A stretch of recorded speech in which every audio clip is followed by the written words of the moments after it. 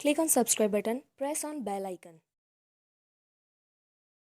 Hello friends, my name is Manali Jangid and I am here to discuss everything about PostgreSQL. PostgreSQL basically helps you to empire your data. So हम इस session में सीखेंगे कि हम कैसे query को लिखें और इसके लिए हम DDLs और DMLs का यूज़ करेंगे। अभी तक हमने देखा है कि पोस्टग्रे को कैसे इंस्टॉल करें और क्या उसका बेसिक डिस्क्रिप्शन होता है। So these are my table of contents. आज के सेशन में हम देखेंगे practical example, how to write a query, then DDLs and DMLs, how to insert values, how to update the details, how to delete what is needed and key takeaways। इन सब में हम DDL और DML का कुछ part cover करेंगे जिसमें हम query लिख के आपको बताएंगे कि कैसे टेबल व्यू होता है। और फॉर डूइंग सो हमने एक एग्जांपल को कंसिडर किया है which is state and union territories. आप यहाँ पे देखोगे तो हमने एक मैप को लिया है। सो मूविंग फॉरवर्ड मैं अपना PG एडमिन खोलूँगी और वहाँ पर मैं सर्वर्स पे क्लिक करूँगी। ये सर्वर है, मैंने पहले इंस्टॉलेशन के टाइम पे क्रिएट किया था तो मैं उसी को कंटिन्यू करूँगी। अब मैं क्वेरी टूल पे जाऊँगी just because I have to write the queries. यहाँ पे मैं थोड़ा सा व्यू अपना एक्सटेंड कर लूँगी, तो just because PostgreSQL is adjustable तो हम यहाँ पे एक टेबल को क्रिएट करेंगे। सो क्रिएट टेबल, ये हमारा सिंटेक्स भी है और इससे हम क्वेरी भी लिखेंगे। तो क्रिएट टेबल स्टेट्स मेरी टेबल का नाम है, तो ये मेरा सिंटेक्स है। अब मैं यहाँ पे इसमें कॉलम नेम्स इंसर्ट करूँगी। सो सबसे पहले मैं लूँगी SID सीरियल प्राइमरी की। अब क्योंकि प्राइमरी की है ये मेरी, that means it will generate the unique number. Then I will have S_name। इसको मैं वेयर केयर में लूँगी और इसको मैं साइज़ दूँगी अप्रॉक्सीमेटली 50। आप अपने एंड पे कुछ और भी दे सकते हैं। डू मेक श्योर आप हर कॉलम के बाद में कॉमा लगाएं। देन S_capital, इसका भी वेयर केयर है डेटा टाइप और इसको भी मैं 50 लूँगी। Then I will go with S_language। सो S_lang लेंगे हम और ये भी डेटा टाइप वेयर केयर है तो इसका साइज़ मैं 50 ले रही हूँ। आप कम भी ले सकते हैं, ज़्यादा भी ले सकते हैं। Then we have S_area integer and then S_vehicle code. So S_code varchar और इसका साइज़ मैंने अप्रॉक्सीमेटली 10 ले लिया। अब मैं क्या करूँगी, जो मैंने अपने ब्रैकेट्स थे उनको थोड़ा सा स्पेस मैंने ज़्यादा दे दिया था तो उसे बंद किया। Now I will run this query. तो मैं यहाँ देखूँगी create table query return successfully. That means मेरी एक टेबल क्रिएट हो चुकी है मेरे डेटाबेस में। अब मैं इस टेबल के अंदर वैल्यूज़ को इंसर्ट करूँगी। So insert into states is my table name और उसमें मैं लूँगी S_name। ये उन कॉलम्स के नाम हैं जो अभी हमने ऊपर डिक्लेयर किए हैं। सो S_name, S_capital, S_language, S_area, S_vehicle code, सो vehicle_code। अब मैं इसके अंदर वैल्यूज़ को इंसर्ट करूँगी। So I write values and then bracket start होगा और वैल्यू के साथ में जो मेरे कॉलम नेम्स होंगे उसके रिस्पेक्ट में मैं वैल्यूज़ को इंसर्ट करूँगी। ऑल्सो अब यहाँ देखोगे इंसर्शन क्वेरी के अंदर हमने S_id को नहीं लिया। वो इसलिए नहीं लिया क्योंकि हम ऑलरेडी ये जानते हैं कि वो हम प्राइमरी की के तौर पे ले रहे हैं, जिस वजह से वो हमारा ऑलरेडी डिक्लेयर हो रहा है। अब यहाँ देखोगे मैंने बहुत सारे कॉलम्स इंसर्ट कर दिए। जैसे ही मैं इस क्वेरी को रन करूँगी इसने एक एरर शो कर दिया। अब ये एरर क्यों शो किया, क्योंकि यहाँ अगर मैं देखूँ गुजरात की साइड तो मैंने गुजरात हिंदी लिया था और इसमें मैंने दोनों में सिंगल कोट लगा दिए थे। तो उसको मैंने सही किया और मैंने अपनी क्वेरी को रन किया। So now it has returned successfully. ठीक है, अब मैं देखूँगी कि मेरा टेबल और कॉलम कैसा बना। सो सेलेक्ट स्टार फ्रॉम स्टेट्स और मैं इसको रन करूँगी। आप सेमीकोलन लगाना चाहें तो लगा लें, वरना कोई दिक्कत नहीं है। तो मैंने यहाँ देखा मेरी टेबल रन हुई और यहाँ पे मेरा आउटपुट शो हो गया है मुझे, जिसमें मेरा S_id, S_name, S_capital, S_lang, S_area, S_vehicle_code के रिस्पेक्ट में डेटा आ गया। अब मैं अपडेट क्वेरी चलाऊँगी तो मैं लिखूँगी अपडेट स्टेट्स में यहाँ पे मेरा टेबल नेम है सेट S_name इक्वल टू। अब यहाँ पे मैं कोई भी सेट कर सकती हूँ नेम अपने अकॉर्डिंग, जैसा मैं करना चाहती हूँ। तो मैंने क्या किया, वेस्ट बंगाल को ले लिया। ठीक है, वेस्ट बंगाल का मैंने नेम चेंज करा है। यहाँ पर देखोगे तो SID 8 पे वेस्ट बंगाल लिखा है, मैंने इसको वेस्ट बेंग ले लिया। Update state set S_name equal to West Bengal where S_id equal to 8। जैसे ही इसको रन किया मेरी क्वेरी अपडेट हो गई। अब मैं सेलेक्ट स्टार फ्रॉम स्टेट्स करूँगी तो यहाँ पे ये मुझे अपडेट करके देखेगा और आप देखोगे तो सबसे लास्ट में मेरे S_8 ID आ रही है और वो वेस्ट बेंग हो चुका है। दैट मीन्स मेरी क्वेरी अपडेट हो गई है। अगर मैं वेयर कंडीशन नहीं लगाती तो पूरी टेबल पे ये इफेक्ट आता। Then I write delete from states. अब मैं डिलीट फ्रॉम स्टेट्स चला दूँ तो मेरी पूरी टेबल डिलीट हो जाएगी, बट अगर मैं वेयर कंडीशन लगा रही हूँ विच मीन्स स्पेसिफिकली उस s_id वाले रो को डिलीट करना है.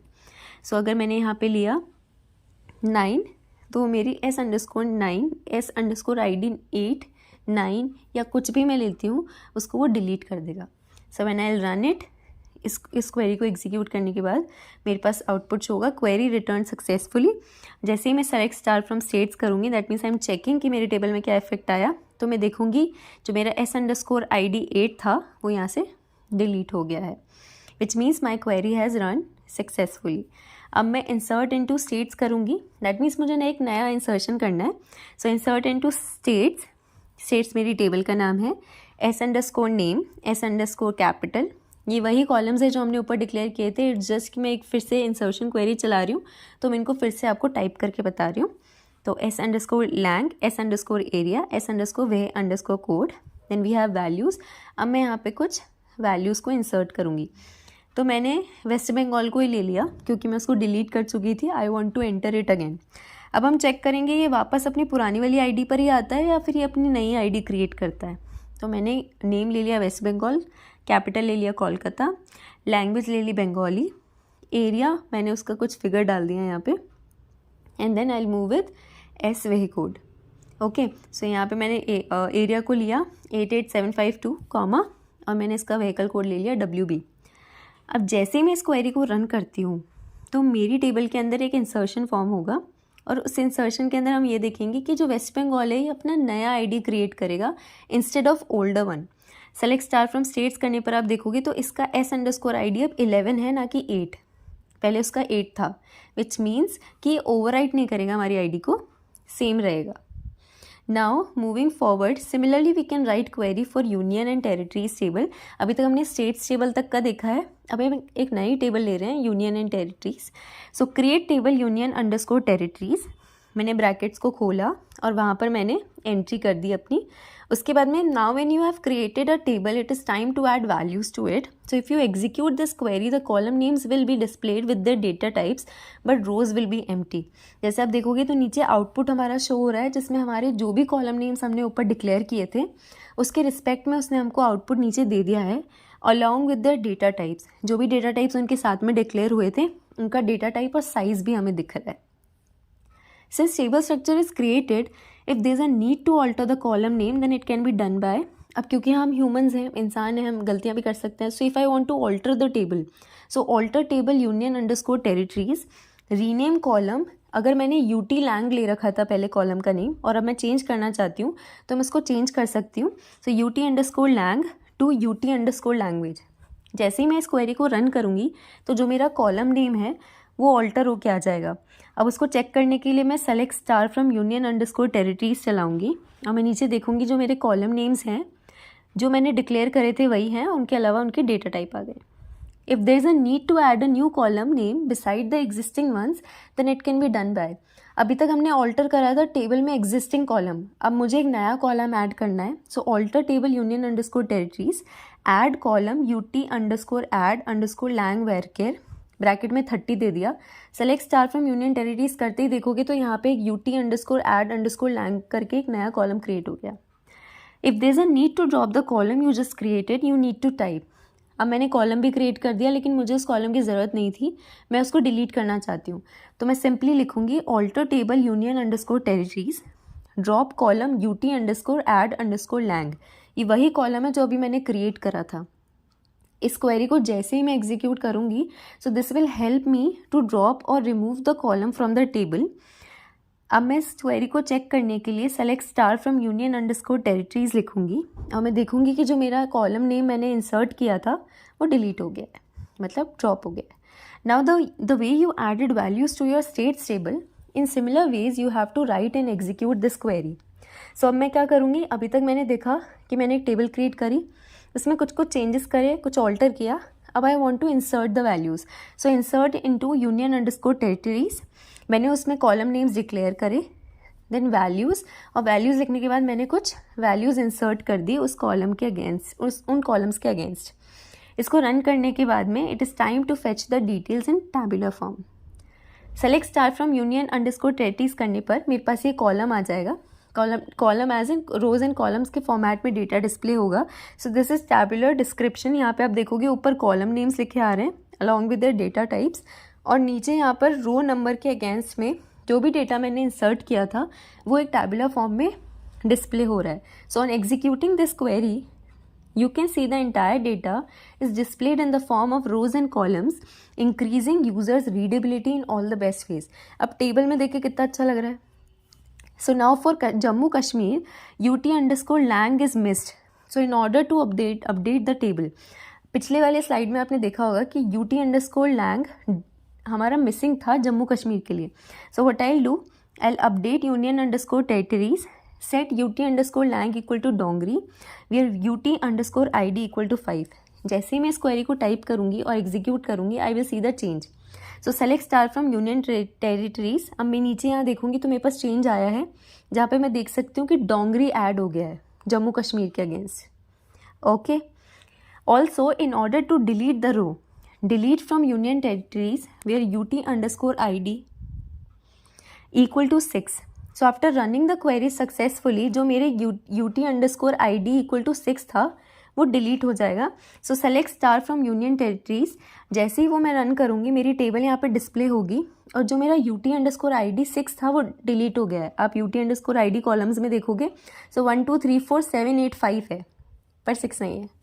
Just because we deleted UT_id equal to 6 earlier, when you will insert the row again, then it will create a new UT_id since it generates a unique key to every entry in the table.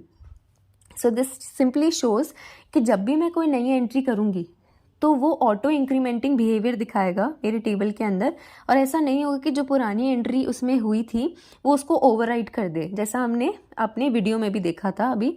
So this is called as auto incrementing behaviour, typically ensuring that each new row gets unique ID that is higher than any existing ID. अगर 1 2 3 है और 3 delete भी कर दिया तो next 4 ही insert होगा instead of 3. So insert into union_territories, और मैं यहाँ पे कॉलम नेम्स के रिस्पेक्ट में अपना डेटा इंसर्ट करूँगी. Select star from union_territories.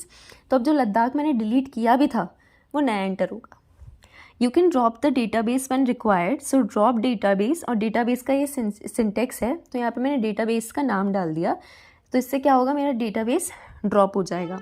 If the table is no longer needed you can drop the table by drop table union_territories. It will show drop successful. तो इससे क्या होगा, जो भी टेबल मेरी थी वो ड्रॉप हो जाएगी. That means it will no longer be accessible. So on execution of this query I can see drop table, query return successfully. Okay. Now we have seen that delete query deletes the desired row and the ID number keeps on auto incrementing. As you will run the truncate query it will provide you blank slate. जैसे ही मैंने truncate query चलाई तो क्या होगा, जो मेरी table थी union_territories उसमें जो भी एंट्री हुई थी वो सब रिमूव हो जाएगी, और अब मुझे ब्लैंक स्लेट मिलेगा.